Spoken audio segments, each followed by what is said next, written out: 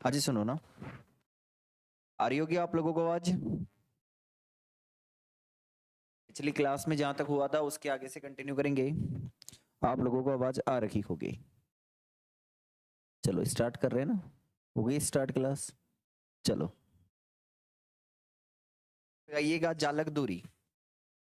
जाल जालक दूरी नेक्स्ट हेडिंग लगानी है आप लोगों को, जालक दूरी है ना। ओके, तो नेक्स्ट हेडिंग लगाइएगा जालक दूरी।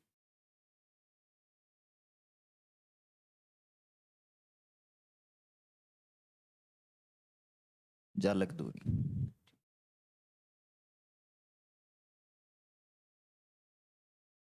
चलो देखो, अपन क्या करेंगे, एक तल लेते हैं और वो जो तल है वो क्या करता है उस, सुनना, एक अपन तल लेंगे और वो तल क्या करेगा, दी गई व्यवस्था के अनुसार क्रिस्टलीय अक्षों को काटेगा। तो चेक करना, हमारे पास में कुछ इस तरीके से, फिर चेक करो, ये क्रिस्टलीय अक्ष है ना, ठीक है। ये है ए वेक्टर, ये है बी वेक्टर और ये है सी वेक्टर, ठीक है। अब हमारे पास में ध्यान देना,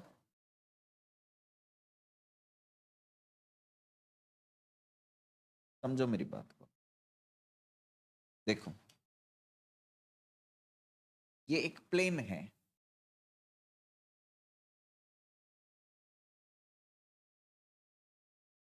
ठीक है? ये एक तल है, आप इसे नाम दे सकते हो ए बी सी।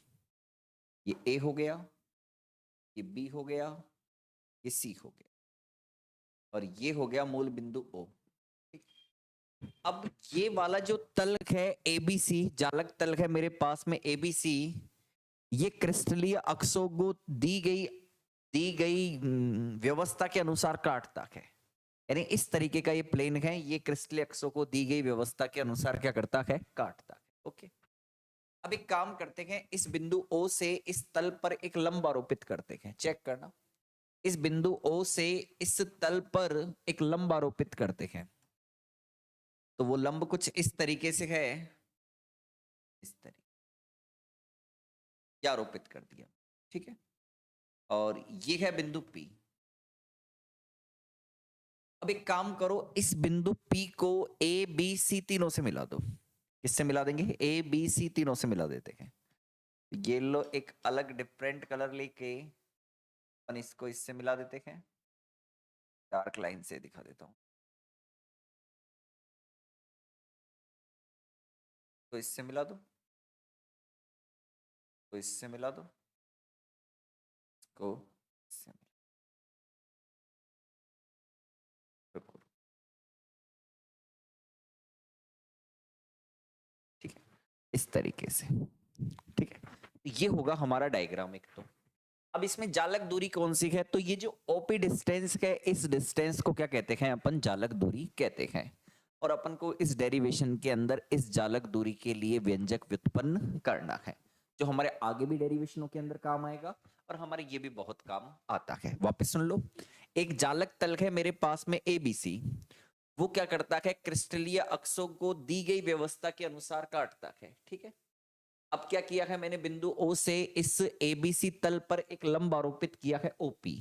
तो ये जो OP डिस्टेंस है, इसी को अपन क्या कहते हैं, चालक दूरी कहते हैं, जिसके लिए अपन को फॉर्मूला क्या करना है, डिराइव करना है, ठीक है। चलो लिखो, इसके अंदर क्रिस्टल जालकों से मिलकर बना होता है, क्रिस्टल जालकों से मिलकर बना होता है और जालकों के मध्य एक निश्चित दूरी होती है, और जालकों के मध्य एक निश्चित दूरी होती है, और जालकों के मध्य एक निश्चित दूरी होती है। इसी दूरी को जालक दूरी कहा जाता है, इसी दूरी को जालक दूरी कहा जाता है। इसी दूरी को जालक दूरी कहा जाता है। इसी दूरी को जालक दूरी कहा जाता है। लाइन चेंज करके लिखो। माना माना एक जालक तल, माना एक जालक तल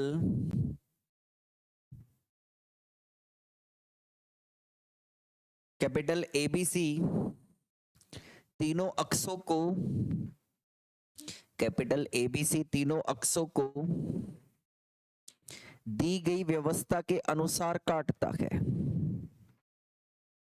दी गई व्यवस्था के अनुसार काटता है। ठीक है। अच्छा, एक चीज और देखो, ये तो हो गया ना।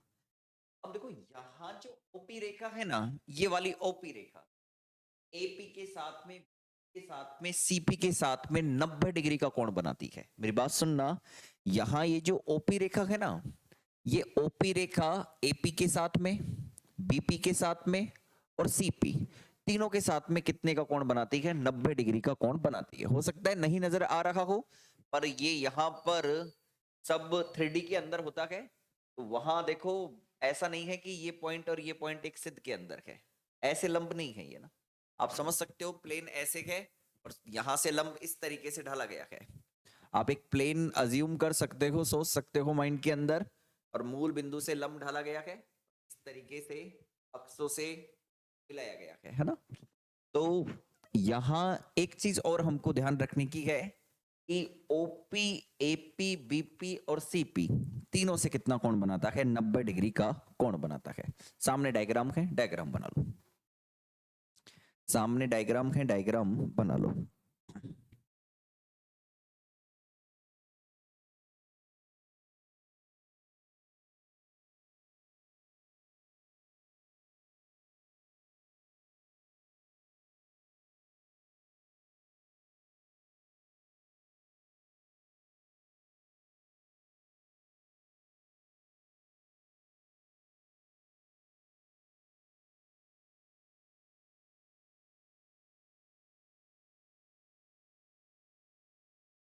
ठीक है, आपको केवल डायग्राम बनाना है, आगे का कुछ नहीं लिखना।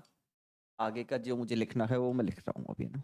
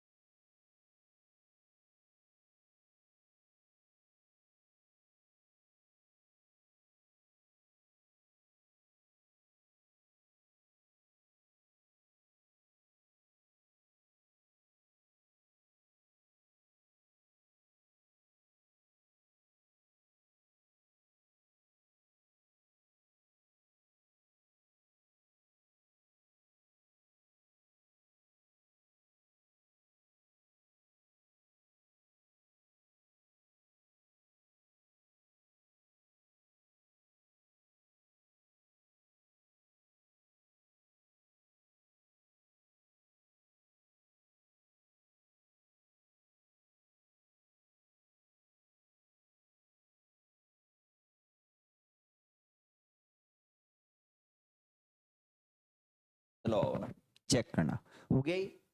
अब देखो यहां जालक तल एबीसी पर एक लंब आरोपित किया गया है ओपी, जिसी को आप क्या कहते हो? चालक दूरी कहते हो। स्मॉल डी से इसको रिप्रेजेंट करते हैं।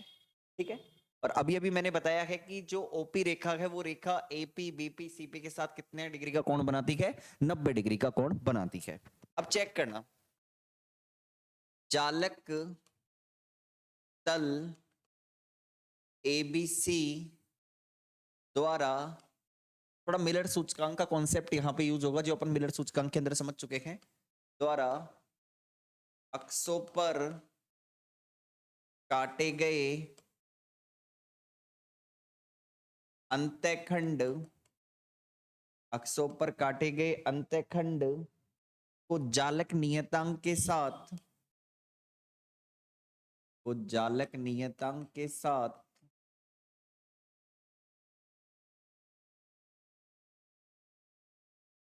अनुपात के रूप में निम्न प्रकार से लिखा जाता है। निम्न प्रकार से लिखा जाता है। तो सुनो, देखो कैसे लिखते हो आप। अंतःखंड होते हैं, अंतःखंड के गुणांक होते हैं पी क्यू आर और जालक नियतांक ए बी सी। तो जालक तल एबीसी द्वारा, ये रहा जालक तल एबीसी द्वारा अक्षों पर काटे गए अंतःखंड, जिसको आप पी क्यू आर लिखते हो और जालक नियतांक को आप एबीसी से लिखते हो, के साथ अनुपात के रूप में कैसे लिखोगे? पी ए अनुपात क्यू बी अनुपात आर सी। अच्छा, मैंने ये बताया था पिछली क्लास के अंदर कि ये किसके बराबर होता है? एल एक्स अनुपात एल वाई अनुपात एल जेड। ठीक है, और जहां L X L Y L Z क्या है? अंतःखंड की लंबाई है। जहां L X L Y L Z क्या है? अंतःखंड की लंबाई है। और ए बी सी क्या है? जालक नियतांक है। तो सुनो, बाद में उतारना। जहां ए कॉमा बी व सी चालक नियतांक है,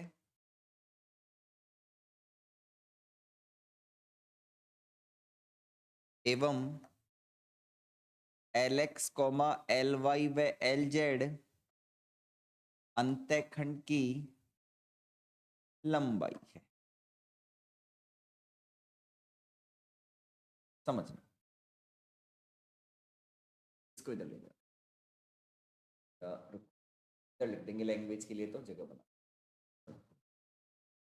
अब देखो, मैंने आपको पिछली क्लास में भी समझाया था कि L X L Y L Z अंतःखंड की लंबाई होती है। और ये लंबाई कौन सी होती है? एल एक्स होता है ओ ए, एल वाई होता है ओ बी, और एल जेड क्या होता है? ओ सी। तो एक बार वापस सुन लो सारी चीजों को। एक प्लेन है मेरे पास में, जालक तल ए बी सी, वो क्रिस्टलीय तलों को दी गई व्यवस्था के अनुसार काटता है। ठीक है, अब बिंदु O से इस तल पर अपन एक लंब आरोपित करते हैं OP। इसी लंब को अपन क्या बोलते हैं? जालक दूरी, जिसको अपन किससे रिप्रेजेंट कर रखा है? स्मॉल d से। और इसी को अपन को क्या करना है? डिराइव करना है। अब क्या करना है? तो OP रेखा है ये, AP रेखा, BP रेखा, CP रेखा, इन सबके साथ कितना कोण बनाती है? 90 डिग्री का कोण बनाती है। अब ये जो जालक तल है, ये क्या कर रहा है? क्रिस्टलीय अक्षों को काट रहा है। तो जालक तल के द्वारा क्रिस्टलीय अक्षों पर काटे गए जो अंतःखंड है, उनको जालक नियतांक के साथ अनुपात के रूप में कैसे लिखते हैं? पी ए अनुपात क्यू बी अनुपात आर सी। और ये किसके बराबर होता है? एल एक्स अनुपात एल वाई अनुपात एल जेड। जहां ए बी सी क्या होते हैं? जालक नियतांक होते हैं। ये सब मिलर सूचकांक के अंदर भी अपन ने बोला था। और यहां पर जो L X L Y L Z है, ये क्या होती है? अंतःखंड की लंबाई। अब अंतःखंड की लंबाई कौन कौन सी हो गई? ओ ए, बीपी और ओ सी। ये क्या है? अंतःखंड की लंबाइयां हैं। ठीक है, चलो एक बार आप ये पूरी की पूरी लैंग्वेज उतार लो। एक बार ये पूरी की पूरी लैंग्वेज आप लोग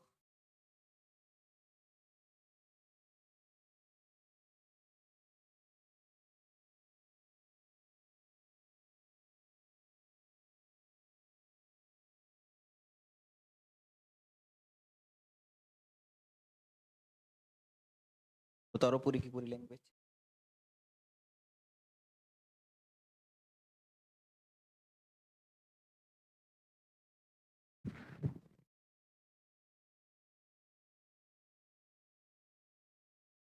एल 13 है क्या? एल 15 तक क्लासें इस पे चलाएंगे, इस पर क्वांटम वाले पे, फिर पूर्ण रूप से सॉलिड वाले पे चलाएंगे ना। 15 क्लासें काफी होती है, उसके बाद में सॉलिड वाले पे चलाएंगे ना।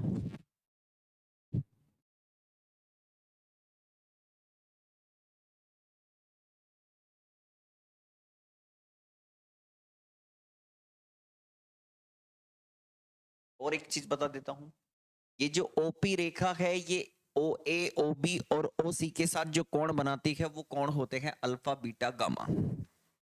इसके अंदर एक चीज और बतानी है अभी, पर आगे आएगी इसलिए अभी नहीं बताई मैंने, कि ये जो ओपी रेखा है ये ओ ए ओ बी और ओ सी के साथ कितना कोण बनाती है, अल्फा बीटा गामा का कोण बनाती है क्रमशः है। पहले ये लाइनें लिख लो सारी की सारी, है ना, फिर आगे चलते हैं।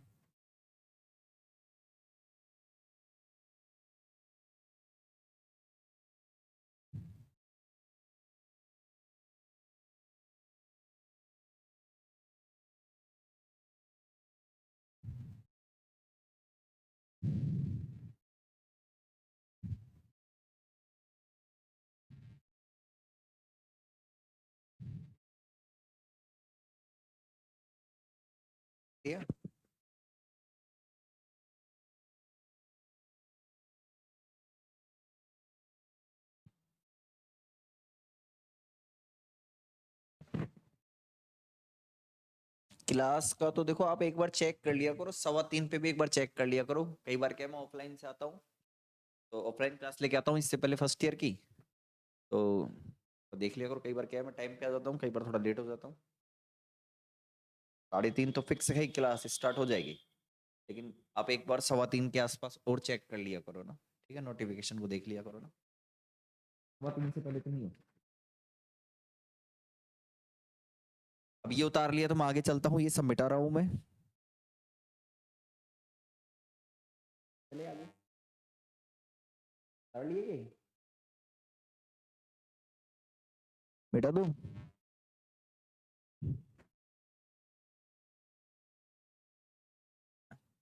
हाँ जी, देखो अब समझना, देखो चेक करना ना, चालक तल एबीसी के मिलर सूचकांक एच के एल है, एच कोमा के व एल है, ठीक है। तो ये जो प्लेन है इसके मिलर सूचकांक क्या है, एच के एल है। अच्छा एक तो ये हो गया। अंतःखंड के गुणांक जो क्या होते हैं, P Q R, P coma Q व आर का व्युत्क्रम लेकर एलसीएम लेने पर हमें मिलर सूचकांक प्राप्त होते हैं। अच्छा ये भी सब जानते हो आप लोग, मिलर सूचकांक प्राप्त होते हैं।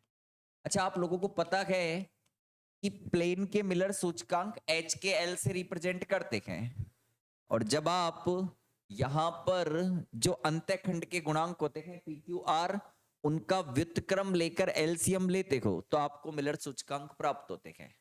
यानी 1/p अनुपात 1/q अनुपात 1/r, इससे आपको h अनुपात k अनुपात l मिलेगा।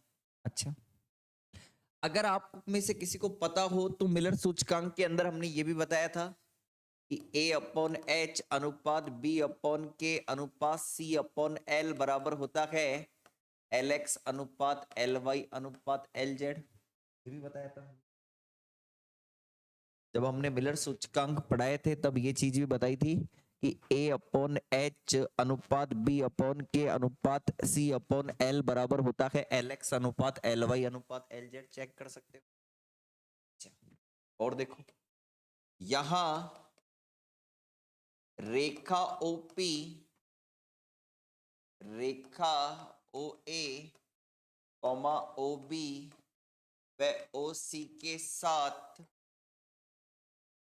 क्रमशः है अल्फा बीटा व गामा कोण बनाती, गामा कोण बनाती। अच्छा देखो ये वाली जो रेखा है OP, ये OA के साथ मतलब ये वाला कोण अल्फा होता है, ये वाला कोण बीटा होता है, और ये वाला कोण क्या होता है, गामा होता है। पर अपन को इसके अंदर कुछ नहीं दिखाना, ये एंगल है ना, ठीक है।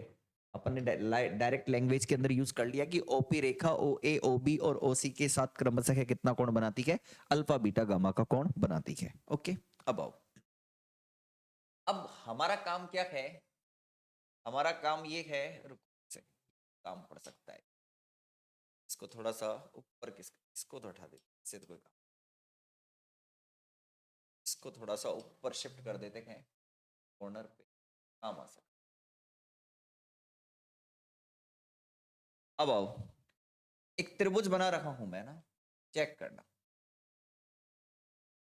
ये रहा, ये है ओ, ये है ए और ये है पी, चेक करो ओ ए पी। अच्छा कहाँ है ओ ए पी, तो ये रहा ओ, ये रहा ए और ये रहा पी, ठीक है। अब मैंने कहा था कि ओपी एपी के साथ कितना कोण बनाता है, ओपी एपी के साथ 90 डिग्री का कोण बनाता है। ये जो ओपी है ना ओपी, ये एपी के साथ, बीपी के साथ, सीपी के साथ 90 डिग्री का कोण बनाता है। तो एक त्रिभुज मैंने यहां प्लॉट कर लिया जिसमें ओपी एपी के साथ 90 डिग्री का कोण बनाना चाहिए, बिल्कुल ठीक है, 90 डिग्री का कोण बना रहा है, कोई दिक्कत नहीं है। अच्छा, दूसरा मैंने अभी कहा है कि जो ओपी है वो ओ ए के साथ अल्फा कोण बनाता है, तो ये रहा ओपी, ये रहा ओ ए, यानी ओपी और ओ ए, ओपी ओ ए के साथ कितना कोण बनाता है, अल्फा कोण बनाता है। कितना कोण बनाता है, अल्फा का कोण बनाता है, ओपी ओ ए के साथ अल्फा का कोण बनाता है, ठीक है। चलो, अब हमें क्या करना है, यहां पर ये भी पता होना चाहिए आपको कि ओपी डिस्टेंस कितनी है, स्मॉल डी डिस्टेंस है। ओपी डिस्टेंस कितनी है, स्मॉल डी डिस्टेंस, ये हमें ज्ञात करनी है। अच्छा, ओ ए की बात करें तो ओ ए क्या है, अंतःखंड की लंबाई, ये वाली डिस्टेंस कितनी है, एल एक्स है। एपी के बारे में कोई जानकारी है नहीं, ठीक है, तब समझो। तो ये हमने एक छोटा सा डायग्राम बना लिया। तो अब लेते हैं इसके अंदर अपन त्रिभुज के अंदर, सॉरी अपन कॉस थीटा लेते हैं ना, कॉस अल्फा ज्ञात करते हैं। अच्छा, कॉस थीटा कैसे ज्ञात करते हो आप, आधार बटा कर्ण, यानी a अपॉन के से ज्ञात करते हैं, आधार बटा कर्ण से ज्ञात करते हैं। ओके, अच्छा, थीटा के सामने लंब होता है, 90 के सामने कर्ण होता है, बचा हुआ आधार होता है। तो 90 के सामने तो कर्ण हो गया, ये लो एल एक्स, थीटा के सामने लंब होता है एपी और बचा हुआ आधार यानी ओपी कितना है, डी है, ठीक है ना, ओपी डी हो गया। तो यहां से आपको कॉस अल्फा का मान कितना मिल गया, d अपॉन एल एक्स मिल गया। कितना मिल गया, d अपॉन एल एक्स मिल गया। अच्छा ओ ए, अच्छा कुछ गड़बड़ी कर दी, ओ ए पी सही तो है, ओ ए पी। अच्छा एक सेकंड रुको, एक सेकंड रुको, तो ऐसे बनाने की बजाय ओ ए पी, रुको एक सेकंड,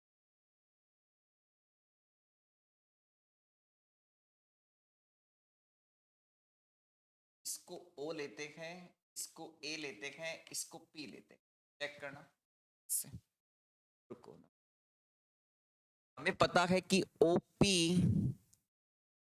और एपी के बीच का कोण कितना है, 90 डिग्री का है।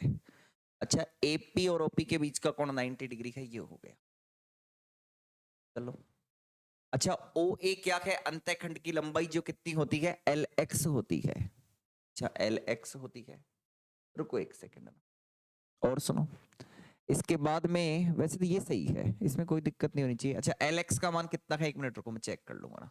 एल एक्स का मान कितना है, एल एक्स का मान है हमारे पास में ए अपॉन एच, यानी ए अपॉन एच, एच ऊपर चला जाएगा तो ये कॉस अल्फा बराबर आ गया मेरे पास में एच डी अपॉन ए। मैं एक बार चेक कर लेता हूँ यही रिजल्ट चाहिए क्या हमें, एच डी अपॉन अल्फा सही है, इसकी जरूरत ही नहीं है, सही है, सही सही किया है मैंने ना, ठीक है, बिल्कुल सही किया ना, एच डी अपॉन ए हो गया, ठीक है।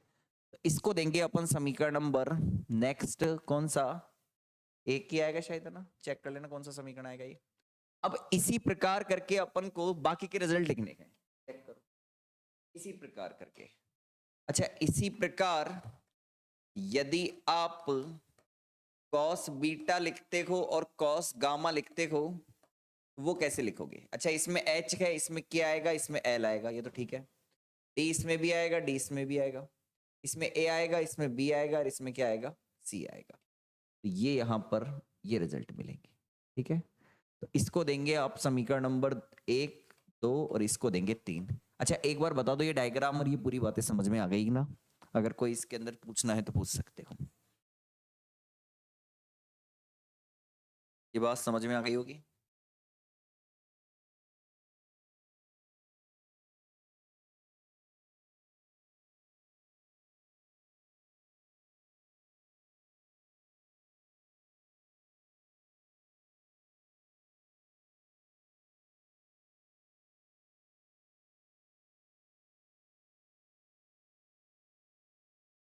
क्या सर है कुछ ओपी ओ ए ओ बी ओ सी के साथ तो ओपी ओ ए ओ बी और ओ सी के साथ तो कितना कोण बनाता है, अल्फा बीटा गामा।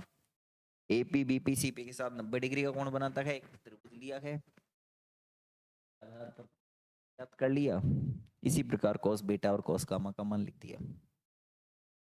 अब cos कोज्या का नियम लगा देंगे, cos square alpha plus cos square beta plus cos square gamma बराबर 1 होता है। इस सहायता से आप डी याद कर लोगे। छोटा सा टॉपिक अभी होता है कंप्लीट। एक बार रिप्लाई कर दो, ये समझ में यहाँ तक तो आ गया ना, या रिपीट करना है?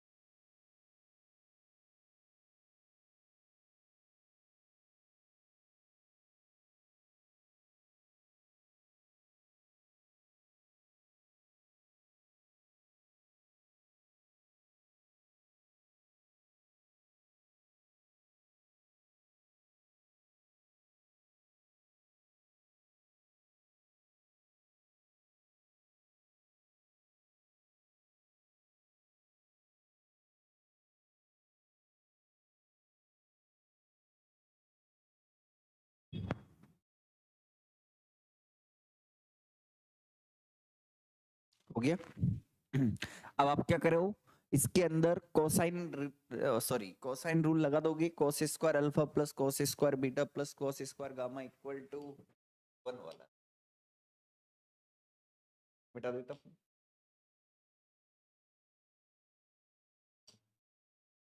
अब इस तरह अपन लगाएंगे, हम जानते हैं कि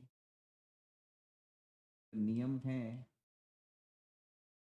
ऐसा होगा, cos square alpha plus cos square beta plus cos square gamma बराबर 1। मान रखने पर मान रख दो और आंसर निकाल लो।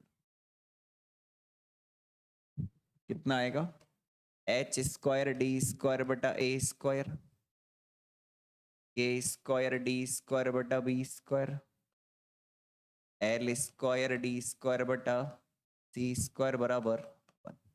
आप डी स्क्वायर कॉमन निकाल लो, एच स्क्वायर बटा A square plus K square बटा B square plus L square बटा सी स्क्वायर बराबर 1। तो यहां से डी स्क्वायर बराबर कितना आ गया, 1 बटा एच स्क्वायर बटा ए स्क्वायर, के स्क्वायर बटा B square plus L square बटा सी स्क्वायर। आप जब फॉर्मूला डिराइव करोगे डी के लिए, तो डी के लिए आएगा 1/रूट एच स्क्वायर बटा K square, sorry A square plus K square बटा B square plus L square बटा। तो ये हो गया हमारे पास में फॉर्मूला डिराइव।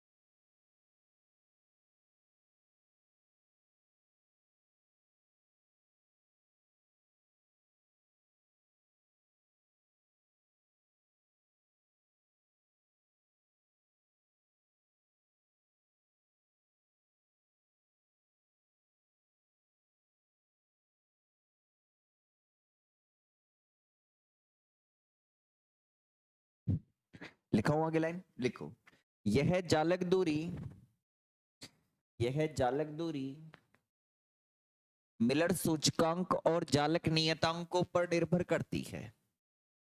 यह जालक दूरी मिलर सूचकांक एवं जालक नियतांकों पर निर्भर करती है। मिलर सूचकांक एवं जालक नियतांकों पर निर्भर करती है। आगे लिखो, लाइन चेंज करके पैराग्राफ चेंज। यदि कोष्ठिका में सभी भुजाओं की लंबाई समान हो, यदि कोष्ठिका में सभी भुजाओं की लंबाई समान हो, तो जालक दूरी निम्न प्रकार से प्रदर्शित की जाएगी। यदि कोष्ठिका में सभी भुजाओं की लंबाई समान हो, तो जालक दूरी निम्न प्रकार से प्रदर्शित की जाएगी। दूरी निम्न प्रकार से प्रदर्शित की जाएगी, यानी a बराबर b बराबर, यह आ जाएगा अपने पास में d equal to 1/h square बटा ए स्क्वायर, फिर k स्क्वायर बटा ए स्क्वायर, फिर एल स्क्वायर बटा A square. A square common निकाल लो, बाहर 1/a आएगा, a ऊपर जाके गुणा हो जाएगा। तो फाइनली ये d इक्वल टू हो गया a/रूट के अंदर h square plus K square plus L square. ठीक है, तो ये आपका इस तरीके से होता है।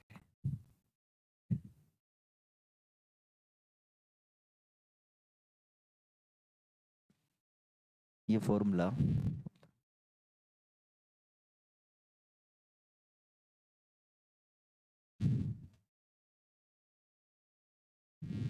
एक सवाल करते हैं मिलर सूचकांक का। पहले अपन ने कोई ज्यादा नहीं करे थे, अब एक सवाल और करते हैं, लैंग्वेज वाले सवाल करते हैं मिलर सूचकांक पर आधारित। चलो ये लिख लिया होगा आप लोगों ने। अब आप लोग सवाल लिखो, लिखो भाई ना। किसी क्रिस्टल में, किसी क्रिस्टल में क्रिस्टलीय तल का, किसी क्रिस्टल में क्रिस्टलीय तल का, सवाल लिखो, किसी क्रिस्टल में क्रिस्टलीय तल का क्रिस्टलीय अक्षों पर प्रतिच्छेदन, क्रिस्टलीय अक्षों पर प्रतिछेदन 1.49 angstrom, comma 2.58 angstrom, comma 1.25 angstrom. लिखो सामने तीनों। मतलब एक प्रकार से ये क्रिस्टलीय तल का क्रिस्टलीय अक्षों पर प्रतिछेदन है, तो ये एल एक्स दिया है, ये एल वाई दिया है, ये एल जेड दिया है। ओके, आगे लिखो। तथा जालक नियतांक क्रमशः है, तथा जालक नियतांक क्रमशः है, लिखो 3.01 एंगस्ट्रॉम, 5.12 एंगस्ट्रॉम व 4.8 एंगस्ट्रॉम है। या आपको जालक नियतांक जो ए बी सी होते हैं वो दे रखे हैं, या आपको जालक नियतांक ए बी सी होते हैं वो दे रखे हैं। वापस बोल रहा हूं, सवाल देख लेना। इसी क्रिस्टल में क्रिस्टलीय तल का, किसी क्रिस्टल में क्रिस्टलीय तल का क्रिस्टलीय अक्षों पर प्रतिछेदन सामने दे रखा है 1.49 एंगस्ट्रॉम, 2.58 एंगस्ट्रॉम, 1.25 एंगस्ट्रॉम है। तथा जालक नियतांक क्रमशः है, जालक नियतांक लिखे हुए नीचे 3.01 एंगस्ट्रॉम, 5.12 एंगस्ट्रॉम व 4.8 एंगस्ट्रॉम है। तो उस तल के मिलर सूचकांक क्या होंगे? तो उस तल के मिलर सूचकांक क्या होंगे? बहुत ही अच्छा सवाल है कि उस तल के मिलर सूचकांक क्या होंगे।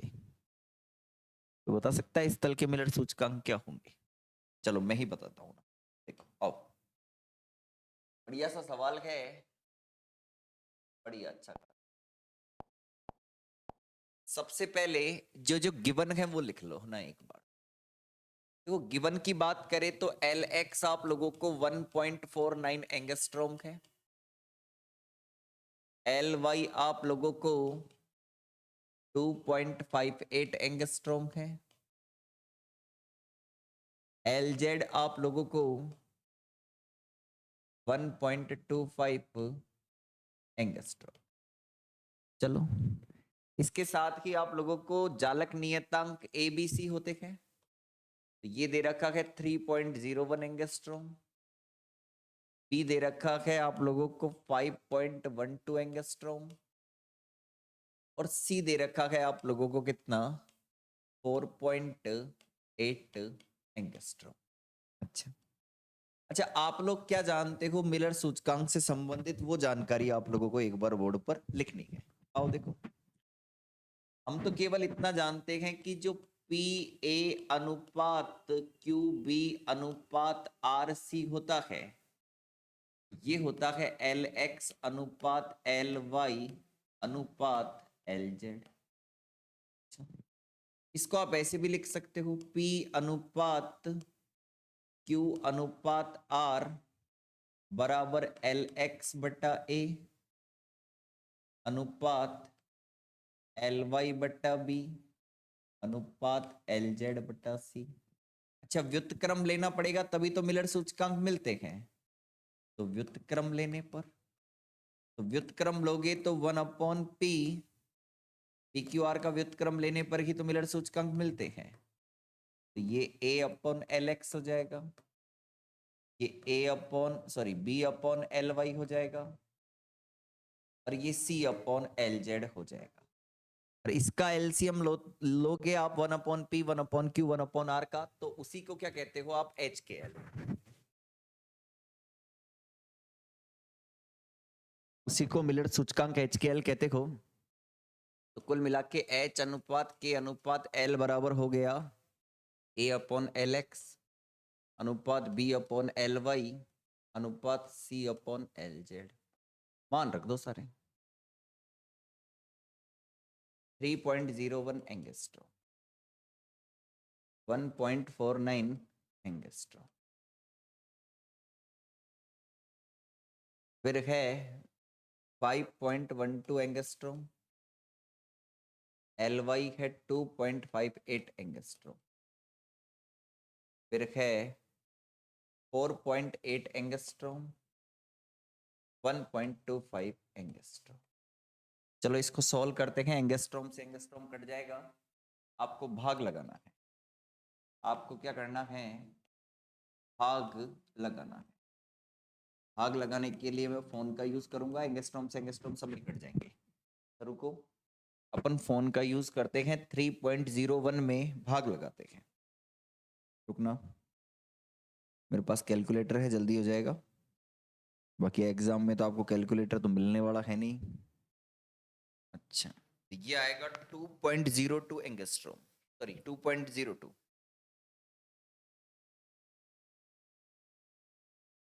दो अंक की लिख रहा हूँ ना पॉइंट के बाद। इसके बाद में है 5.1 भाग 5.12 भाग 2, ये है 1.98 है ना, दो अंक तक ही लिख रहा हूँ। तो 4.8 भाग 1.2, ये 3.84 आ जाएगा। अब देखो, जो मिलर सूचकांक होते हैं वो हमेशा पूर्ण अंक के रूप में होते हैं। पूर्ण अंक के रूप में होने का मतलब ये हो गया कि आप इसे ऐसे लिखोगे, H अनुपात के अनुपात L, इसको 2 लिख दो। ये भी 1.92 के नजदीक है 2, और ये 3.84 के नजदीक है 4। और इसको आप ऐसे लिख सकते हो 1:1:2, ऐसे भी लिख सकते हो। तो ये आ गए इस तल के मिलर सूचकांक कितने? 1:1:2। ये होते हैं इस तल के मिलर सूचकांक।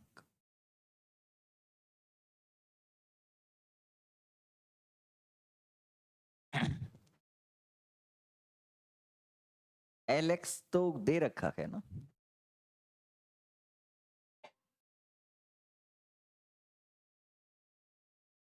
इस तल के मिलर सूचकांक क्या होंगे? 112 होंगे। एक डिफरेंट तरीका ये भी हो सकता है आप लोगों को वहां पे सवाल देखने को मिले, है ना, मिलर सूचकांक। वो जो करे थे वो तो नॉर्मल सवाल थे। करो इस सवाल को। एक सवाल और करना बाकी है, इसका थोड़ा टाइम लेगा सवाल, उसको मैं थोड़ा बाद में करवाऊंगा ना।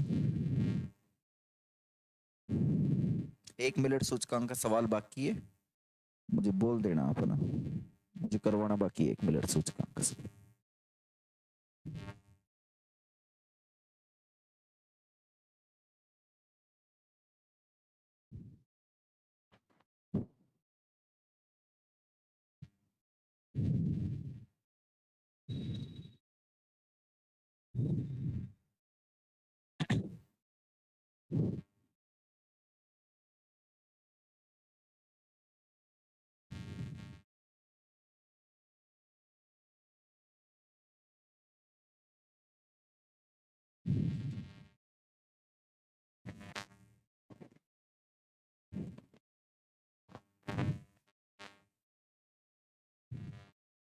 उतारो इस सवाल को।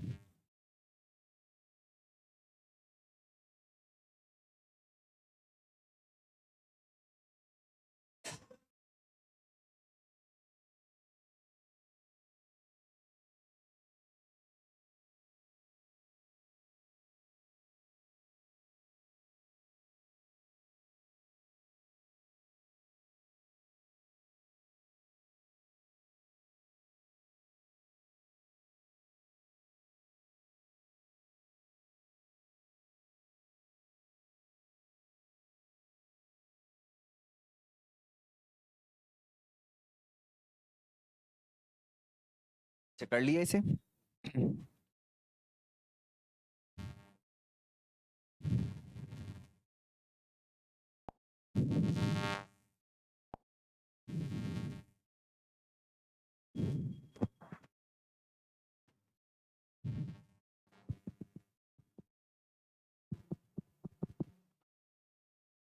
रुकना है, क्योंकि अब नया टॉपिक स्टार्ट करेंगे तो वो पूरा नहीं हो पाएगा। ब्रेक समीकरण स्टार्ट करेंगे एक काम करते हैं, ब्रेक समीकरण को कल ही स्टार्ट करते हैं। अभी स्टार्ट करूंगा तो मैं डायग्राम बनाऊंगा नहीं, केवल 2-3 लाइन ही लिखवा सकता हूँ उस पे स्टार्टिंग की। ठीक है ना, कल ही करते हैं नया टॉपिक स्टार्ट है ना, क्योंकि इसका सवाल ले मिलर सूचकांक का अगला वो भी अभी नहीं हो पाएगा, टाइम लेगा 15-20 मिनट चाहिए उसको समझाने के अंदर।